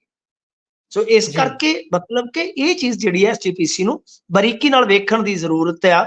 ਮੈਂ ਸਮਝਦਾ ਕਿ ਜਿਹੜੀਆਂ ਇਹ ਝਗੜੇ ਵਾਲੀਆਂ ਜ਼ਮੀਨਾਂ, ਇੱਥੇ ਧਰਮ ਦੀ ਕਿਸੇ ਵੀ ਪੱਖ ਤੋਂ ਵਰਤੋਂ ਨਹੀਂ ਹੋਣੀ ਚਾਹੀਦੀ। ਜੋ ਵੀ ਲੜਾਈ ਹੈ ਆਪਦੀ ਕਾਨੂੰਨੀ ਪੱਖ ਤੋਂ ਲੜੋ, ਜੇ ਧਰਮ ਦੀ ਵਰਤੋਂ ਕੀਤੀ ਜਾਂਦੀ ਹੈ ਤਾਂ ਵਰਤੋਂ ਤਾਂ ਸਾਰਥਕ ਹੁੰਦੀ ਆ। ਇੱਥੇ ਤਾਂ ਤੁਸੀਂ ਇਹਦਾ ਮਤਲਬ ਕਿ ਧਰਮ ਦੀ ਕੁਵਰਤੋਂ ਕਰ ਰਹੇ ਹੋ। ਸਹੀ ਗੱਲ ਹੈ ਜੀ। ਸੋ ਅੱਗੇ ਵਧਦੇ ਹਾਂ ਆਪਾਂ ਅਗਲੀ ਖਬਰ ਦੇ ਨਾਲ। ਖੇੜੀ ਵਾਲੇ ਬਾਬੇ ਦਾ ਜੀ ਬੜਾ ਰੌਲਾ ਚੱਲ ਰਿਹਾ, ਕਹਿੰਦੇ ਪੁਲਿਸ ਖਿੱਚ ਕੇ ਲੈ ਗਈ ਖੇੜੀ ਵਾਲੇ ਬਾਬੇ ਨੂੰ। ਦੇਖੋ ਇਹ ਜਿੰਨੇ ਹੁੰਦੇ ਆ ਨਾ ਗੁਰਪ੍ਰੀਤ ਜੀ ਫੇਮਸ, ਇਹਨਾਂ ਚੋਂ ਕੁਝ ਹੀ ਬਚਦੇ ਆ, ਬਾਕੀ ਨਾ ਜ਼ਿਆਦਾਤਰ ਤੁਸੀਂ ਦੇਖੋਗੇ ਜਾਂ ਤਾਂ ਗੁੰਮਨਾਮ ਹੋ ਜਾਂਦੇ ਨੇ ਜਾਂ ਕਿਸੇ ਨਾ ਕਿਸੇ ਕੰਟਰੋਵਰਸੀ 'ਚੋਂ ਫਸ ਜਾਂਦੇ ਜੀ। ਮੈਂ ਪੜ੍ਹਦਾ ਪਿਆ ਸਾਂ, ਉਹ ਜਿਹੜਾ ਭਾਰਾ ਜਿਹਾ ਮੁੰਡਾ ਆ ਲੁਧਿਆਣੇ ਦਾ, ਉਹਦੇ ਤੇ ਵੀ ਮੁਕੱਦਮਾ ਹੋ ਗਿਆ। ਪਹਿਲਾਂ ਉਹਨਾਂ ਦੀ ਲੜਾਈ ਬੜੀ ਚੱਲਦੀ ਰਹੀ, ਪਰਿਵਾਰਕ ਗੱਲਾਂ ਬਾਹਰ, ਚੰਗਾ ਨਹੀਂ ਲੱਗਦਾ, ਮਾਫ ਕਰਨਾ। ਤੇ ਮੈਂ ਵੈਸੇ ਵੀ ਕਹਿਣਾ ਹੁੰਦਾ, ਮੈਨੂੰ ਕਿਸੇ ਨਾ ਮੇਰੇ ਦੋਸਤ ਨੇ ਗੱਲ ਕਹੀ ਸੀਗੀ, ਤੁਸੀਂ ਵੀ ਸੁਣ ਲਓ, ਦਰਸ਼ਕ ਸਰੋਤੇ ਵੀ ਸੁਣ ਲੈਣ। ਉਹਨੇ ਕਿਹਾ ਕਿ ਫੇਮਸ ਤੇ ਕਾਮਯਾਬ ਹੋਣ 'ਚ ਬੜਾ ਫਰਕ ਹੈ। ਮੈਨੂੰ ਉਹਦੀ ਗੱਲ, ਉਹ ਉਮਰ 'ਚ ਬਹੁਤ ਛੋਟਾ ਮੇਰੇ ਤੋਂ, ਬਟ ਮੈਂ ਉਹਦੀ ਗੱਲ ਬੜੀ ਨਾ ਜਚਾ ਕੇ ਸੁਣੀ ਕਿ ਫੇਮਸ ਤੇ ਕਾਮਯਾਬ ਹੋਣ 'ਚ ਬਹੁਤ ਫਰਕ ਹੈ। ਕਾਮਯਾਬ ਬੰਦੇ ਦੇ ਸ਼ਾਇਦ ਉਹਨੇ ਫਾਲੋਅਰ ਨਾ ਹੋਣ, ਪਰ ਉਹ ਲੰਮਾ ਜੀ ਸਮਾਂ ਚੱਲਦਾ, ਕਾਮਯਾਬ ਰਹਿੰਦਾ। ਸੋ ਫੇਮਸ ਤਾਂ ਹੁਣ ਪਿੱਛੇ ਜੇ ਸਾਗਰ ਹੋਰੀ ਵੀ ਹੋ ਗਏ ਸਨ, ਤੁਹਾਨੂੰ ਯਾਦ ਹੋਣਾ, ਤਾਂ 10 ਦਿਨਾਂ ਬਾਅਦ ਕੌਣ ਪੁੱਛਦਾ। ਤਾਂ ਖੈਰ ਗੱਲ ਇਹ ਆ ਕਿ ਚਲੋ ਫੇਮ ਹਾਸਲ ਕਰੋ, ਜੋ ਮਰਜ਼ੀ ਕਰੋ, ਵੀ ਤੁਹਾਡੀ ਨਿੱਜੀ ਜ਼ਿੰਦਗੀ ਆ। ਤਾਂ ਉਹਦੇ ਤੇ ਵੀ ਪਰਚਾ ਦਰਜ ਹੋ ਗਿਆ, ਉਹ ਜਿਹੜਾ ਭਾਰਾ ਜਿਹਾ ਲੁਧਿਆਣੇ ਦਾ ਮੁੰਡਾ ਬੂਟਾਂ ਦਾ ਕੰਮ ਕਰਦਾ। ਤੇ ਇਹ ਜੀ ਜਿਹੜਾ ਸੇਠੀ ਖੇੜੀ ਵਾਲਾ ਸੇਠੀ ਬਾਬਾ ਸੇਠੀ ਸਾਹਿਬ, ਜੀ ਤੇ ਬਿਲਕੁਲ ਇਹ ਗੁਰਵਿੰਦਰ ਸਿੰਘ ਖੇੜੀ, ਇਹ ਮਸੀ ਚਲੋ ਵਿਆਹ ਹੋਇਆ। ਪਹਿਲਾਂ ਤਾਂ ਕਹਿੰਦਾ ਸੀ ਇੰਗਲੈਂਡ ਚ ਮੈਨੂੰ 450 ਕਰੋੜ ਦਾ ਮਾਲਕ ਹੈ, ਉਹਨਾਂ ਦਾ ਰਿਸ਼ਤਾ ਆਉਂਦਾ, ਫਿਰ ਪਤਾ ਨਹੀਂ ਉਹ ਰਿਸ਼ਤਾ ਲਿਆ ਕਿ ਨਹੀਂ ਲਿਆ, ਬਾਅਦ ਚ ਇੱਧਰ ਹੋ ਗਿਆ ਕੰਮ। ਹੁਣ ਇਹ ਦੋਵੇਂ ਪਰਿਵਾਰ ਝਗੜੇ ਆ, ਉਹ ਉਹਦੇ ਤੇ ਦੋਸ਼ ਲਾਉਂਦਾ, ਉਹਦੇ ਤੇ ਦੋਸ਼ ਲਾਉਂਦਾ। ਸਾਡਾ ਮਕਸਦ ਕਿਸੇ ਵੀ ਧਿਰ ਨੂੰ ਉੱਚਾ ਜਾਂ ਨੀਵਾਂ ਕਰਨ ਦਾ ਨਹੀਂ ਹੋਣਾ ਚਾਹੀਦਾ, ਠੀਕ ਆ, ਉਹ ਇਨਵੈਸਟੀਗੇਸ਼ਨ ਪੁਲਿਸ ਕਰੇ। ਪਰ ਜਿਸ ਤਰ੍ਹਾਂ ਦੀ ਵੀਡੀਓ ਵਾਇਰਲ ਹੋਈ ਆ, ਉਹ ਬਾਬਾ ਮਤਲਬ ਕਿ ਵਧੀ ਨਾਲ ਹੀ ਬਚ ਗਿਆ, ਕਾਰ ਲਿਆ ਕੇ ਮਾਰੀ। ਉਹ ਤਾਂ ਗੁਰਪ੍ਰੀਤ ਜੀ ਸ਼ਕਤੀਮਾਨ ਤੋਂ ਵੀ ਤੇਜ਼ੀ ਦੇ ਨਾਲ ਜੰਪ ਉਹਨੇ ਕੀਤਾ, ਨਹੀਂ ਤੇ ਬਾਬੇ ਜੀ ਦਾ ਤੇ ਉੱਥੇ ਬਣ ਜਾਣਾ ਸੀਗਾ ਸੁਰਮਾ। ਜੀ ਤਾਂ ਇਹ ਬਚ ਗਿਆ, ਪਰ ਦੰਦ ਦੁੰਦ ਟੁੱਟ ਗਏ, ਉਹਦਾ ਬੁਰਾ ਹਾਲ ਆ। ਪਰ ਮੈਂ ਕਹਿੰਦਾ ਕਿ ਬਾਬਾ ਹੈ ਕਰੜਾ ਆ, ਕਿ ਦੰਦ ਦੁੰਦ ਟੁੱਟਿਆਂ ਤੋਂ ਵੀ, ਬਾਹਾਂ ਬੂਹਾਂ ਨੁਕਸਾਨੀਆਂ, ਉਂਗਲਾਂ ਟੁੱਟੀਆਂ ਤੋਂ ਬੋਲੀ ਤੁਰਿਆ ਜਾਂਦਾ, ਬੋਲੀ ਤੁਰਿਆ ਜਾਂਦਾ। ਉਹ ਕਹਿੰਦਾ ਭਾਵੇਂ 50 ਪੱਤਰਕਾਰ ਆ ਜਾਣ, ਆ ਕੇ ਬੋਲ ਕੇ ਦਿਖਾਓ, ਮਤਲਬ ਜੀ ਕਿ ਜੀ ਤਾਂ ਖੈਰ ਉਹਨਾਂ ਨੇ ਹਸਪਤਾਲ ਵਾਲਿਆਂ ਨੇ ਕਿਤੇ ਡਿਸਚਾਰਜ ਕਰ ਦਿੱਤਾ, ਉਹਨਾਂ ਚੁੱਕ ਕੇ ਅੰਦਰ ਮਾਰਿਆ। ਪਰ ਮੈਨੂੰ ਲੱਗਦਾ ਕਿ ਦੰਦ ਦੁੰਦ ਦਾ ਇਲਾਜ ਹੋਣਾ ਚਾਹੀਦਾ ਸੀਗਾ। ਇਹ ਥੋੜਾ ਜਿਹਾ ਧੱਕਾ ਕਰ ਰਹੀ ਹੈ ਪੁਲਿਸ, ਠੀਕ ਹੈ, ਕ੍ਰਾਸ ਪਰਚਾ ਹੋਇਆ, ਇਨਵੈਸਟੀਗੇਸ਼ਨ ਦਾ ਵਿਸ਼ਾ, ਕਿਹਦਾ ਕਸੂਰ ਹੈ ਕਿਹਦਾ ਨਹੀਂ ਹੈ, ਪਰ ਤੁਸੀਂ ਪ੍ਰੋਪਰ ਬੰਦੇ ਦਾ ਇਲਾਜ ਤੱਕ ਹੋਣ ਦਿਓ ਨਾ ਯਾਰ, ਕਿਉਂਕਿ ਜੇਲ੍ਹ ਦੇ ਜੀ ਵਿੱਚ ਇਲਾਜ ਨਹੀਂ ਮਿਲਦੇ ਹੁੰਦੇ ਗੁਰਪ੍ਰੀਤ ਜੀ। ਤਾਂ ਇਹੀ ਆ ਕਿ ਡਾਕਟਰਾਂ ਨੇ ਡਿਸਚਾਰਜ ਉਹਨੂੰ ਕਰਕੇ ਗਲਤੀ ਕੀਤੀ ਹੈ, ਕਿਉਂਕਿ ਉਹਦੇ ਦੰਦ ਦੁੰਦ ਟੁੱਟੇ, ਤੇ ਦੰਦਾਂ ਦਾ ਇਲਾਜ ਇੰਨੀ ਜਲਦੀ ਨਹੀਂ ਹੁੰਦਾ, ਇਹ ਆਪਾਂ ਨੂੰ ਵੀ ਪਤਾ ਹੈ। ਦੰਦ ਲੱਗਣ ਜੀ ਦਾ ਪ੍ਰੋਸੈਸ ਹੈ, ਕਿਉਂਕਿ ਜੀ ਜਿਹੜਾ ਜੀ ਹੁਣ ਦੰਦ ਟੁੱਟ ਗਿਆ ਪੱਕੀ ਉਮਰੇ, ਉਹ ਦੁਬਾਰਾ ਤੇ ਆਉਣਾ ਨਹੀਂ, ਦੰਦ ਤੇ ਲਾਵਾਂ ਲਾਉਣਾ ਪੈਣਾ ਹੈ ਨਾ। ਤਾਂ ਉਹਦਾ ਪ੍ਰੋਸੈਸ ਹੁੰਦਾ 5-10 ਦਿਨ ਦਾ, ਤਾਂ ਉਹ ਵੀ ਨਹੀਂ ਪੂਰਾ ਹੋਣ ਦਿੱਤਾ। ਖੈਰ ਖੇੜੀ ਵਾਲੇ ਬਾਬੇ ਨੂੰ ਪੁਲਿਸ ਲੈ ਗਈ। ਜੀ ਸੋ ਅਗਲੇ ਤੇ ਗੰਭੀਰ ਮਸਲੇ ਵੱਲ ਆਪਾਂ ਰੁਖ ਕਰਦੇ ਹਾਂ। ਕਲਕੱਤੇ ਦੇ ਵਿੱਚ ਜਾਂ ਕਹਿ ਲਈਏ ਵੈਸਟ ਬੰਗਾਲ ਦੇ ਵਿੱਚ ਵਾਪਰੀ ਘਟਨਾ ਨੇ ਪੂਰੇ ਭਾਰਤ ਦੇ ਵਿੱਚ ਇਸ ਸਮੇਂ ਹਾਹਾਕਾਰ ਮਚਾਈ ਹੋਈ ਹੈ। ਇੱਕ ਘਟਨਾ ਉਹਦੇ ਵਰਗੀ ਹੀ ਹੋਰ ਵੀ ਵਾਪਰ ਚੁੱਕੀ ਹੈ, ਪਰ ਕਲਕੱਤੇ ਵਾਲੀ ਜੀ ਉੱਤਰਾਖੰਡ ਦੇ ਵਿੱਚ। ਪਰ ਉਸ ਘਟਨਾ ਤੋਂ ਬਾਅਦ ਜਿੱਥੇ ਬਹੁਤ ਸਾਰੀਆਂ ਵੱਖ-ਵੱਖ ਪਹਿਲੂ ਸਾਹਮਣੇ ਆ ਰਹੇ ਨੇ, ਉੱਥੇ ਹੀ ਇੱਕ ਆਡੀਓ ਹੁਣ ਜਨਤਕ ਹੋਈ ਹੈ। ਉਹ ਆਡੀਓ ਬੜੇ ਸਾਰੇ ਪੇਜ ਖੋਲ ਰਹੀ ਹੈ। ਕੀ ਹੈ ਉਸ ਆਡੀਓ ਦੇ ਵਿੱਚ? ਦੇਖੋ ਅਸੀਂ ਪੁਸ਼ਟੀ ਨਹੀਂ ਕਰਾਂਗੇ, ਪੰਜਾਬੀ ਰੇਡੀਓ USA ਆਪਣੇ ਤੌਰ ਤੇ ਕੋਈ ਤਸਦੀਕ ਨਹੀਂ ਕਰਦਾ, ਪਰ ਇਹ ਜਿਹੜੀ ਆਡੀਓ ਵਾਇਰਲ ਹੋਈ ਆ, ਇਹਦੇ ਵਿੱਚ ਇੱਕ ਜਿੱਦਾਂ ਕਹਿ ਲਓ ਕਿ ਕੋਈ ਉੱਥੋਂ ਦਾ ਹੀ ਇੰਟਰਨ ਹੈ ਜਿਹੜਾ ਬੋਲ ਰਿਹਾ, ਕਿਸੇ ਡਾਕਟਰ ਦੇ ਨਾਲ ਗੱਲ ਕਰ ਰਿਹਾ ਕਥਿਤ ਤੌਰ ਤੇ ਉਹਦਾ ਇਹ ਕਹਿਣਾ ਆ ਕਿ ਇਹ ਮਾਮਲਾ ਜਿਹੜਾ, ਯਾਨੀ ਜਿਹੜਾ ਦੋਸ਼ੀ ਫੜਿਆ, ਦਰਿੰਦਾ ਫੜਿਆ, ਕਿ ਬਈ ਉਹ ਤੇ ਐਵੇਂ ਫਸਾਇਆ ਜਾ ਰਿਹਾ ਹੈ। ਦਰਅਸਲ ਕਿ ਇਹਦੇ ਵਿੱਚ ਇੱਥੋਂ ਹੀ ਮਤਲਬ ਉਹ ਦੱਸ ਰਿਹਾ ਕਿ ਸਾਡੇ ਬੈਚ ਦਾ ਹੀ ਇੱਕ ਬੰਦਾ ਹੈ, ਤੇ ਬਈ ਉਹ ਇਨਵੋਲਵ ਹੈ। ਇਨਵੋਲਵ ਵੀ ਕਹਿ ਲਓ ਕਿ ਦਰਿੰਦਗੀ ਦਾ ਹਿੱਸੇਦਾਰ ਆ, ਕਿਉਂਕਿ ਉਹ ਬਹੁਤ ਤਗੜੇ ਘਰੋਂ ਆ, ਤੇ ਉਹਨੂੰ ਬਚਾਉਣ ਦਾ ਯਤਨ ਕੀਤਾ ਜਾ ਰਿਹਾ। ਆਡੀਓ ਦੀ ਆਪਾਂ ਪੁਸ਼ਟੀ ਨਹੀਂ ਕਰਦੇ, ਪਰ ਆਡੀਓ ਦੇ ਵਿੱਚ ਇਹੀ ਇੱਕ ਵੱਡਾ ਖੁਲਾਸਾ ਹੈ। ਤਾਂ ਖੈਰ ਅੱਜ ਮਮਤਾ ਬੈਨਰਜੀ ਉਤਰੀ ਮੈਦਾਨ ਦੇ ਵਿੱਚ, ਭਾਜਪਾ ਉੱਥੇ ਪ੍ਰੋਟੈਸਟ ਕਰ ਚੁੱਕੀ ਆ, ਰਾਹੁਲ ਗਾਂਧੀ ਜੋ ਹੈ ਉਹ ਵੀ ਮਤਲਬ ਕਿ ਕਹਿ ਲਓ ਕਿ ਮੈਦਾਨ ਦੇ ਵਿੱਚ ਆਏ ਨੇ। ਬਹੁਤ ਸਾਰੇ ਡਾਕਟਰ ਇਸ ਦੇਸ਼ ਦੇ, ਲੱਖਾਂ ਡਾਕਟਰ ਹੜਤਾਲ ਤੇ ਚੱਲ ਰਹੇ ਆ, ਲੱਖਾਂ ਮਰੀਜ਼ ਜਿਹੜੇ ਆ ਪਰੇਸ਼ਾਨ ਹੋ ਰਹੇ ਨੇ। ਪਰ ਕੁੱਲ ਮਿਲਾ ਕੇ ਮੈਂ ਤੇ ਸਮਝਦਾ ਕਿ ਰਾਜਨੀਤੀ ਦਾ ਇਹੋ ਜਿਹੇ ਕਾਂਡਾਂ ਦੇ ਵਿੱਚ ਆਉਣਾ, ਉਹ ਮੈਨੂੰ ਲੱਗਦਾ ਬਦਕਿਸਮਤੀ ਹੈ ਸਾਡੀ।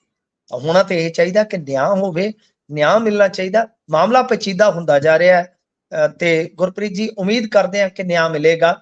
ਇਹ ਨਿਰਭਇਆ ਵਰਗਾ ਹੀ ਇੱਕ ਤਰ੍ਹਾਂ ਨਾਲ ਕਾਂਡ ਆ, ਤੇ ਜੇ ਇਹਦੇ ਚ ਆਪਾਂ ਪੋਸਟਮਾਰਟਮ ਦੀ ਰਿਪੋਰਟ ਦਾ ਜ਼ਿਕਰ ਵੇਖੀਏ, ਬਹੁਤ ਤਗੜੇ ਡਾਕਟਰ ਨੇ।